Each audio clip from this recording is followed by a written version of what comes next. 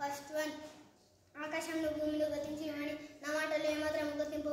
లూకాసు వార్త 21:33. సెకండ్, అతడు పులిన దెబ్బల చేత మనకు స్వస్థత కలుగుతుంది.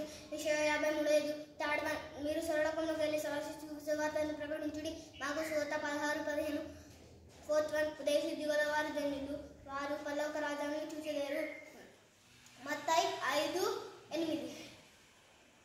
ఫిఫ్త్ వన్, దేవుడు లోకమును ఎంతో ప్రేమించని యోహాను సువార్త 3:16. సిక్స్త్ వన్, మీలో ఎవరికైనా జ్ఞానం కొద్దిగా అతడు దేవుని అనుకుని అప్పుడు అది అతనికి అనుగ్రహింపబడును. ఆయన ఎవరిని గదింపగా అందరినీ ధారాళంగా దయచేవాడు. యాకోబు 1:5.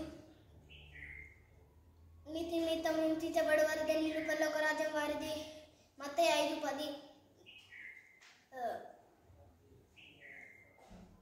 మన అతిక్రమ క్రియలను బట్టి అతడు గాయపరచబడెను, మన దోషములను బట్టి నలగొట్టబడెను, మన సమానార్థమైన శిక్ష అతని మీద పడెను, అతడు పునీయ దెబ్బల చేత మనకు స్వస్థత కలుగుతుంది. యెషయా 53:5.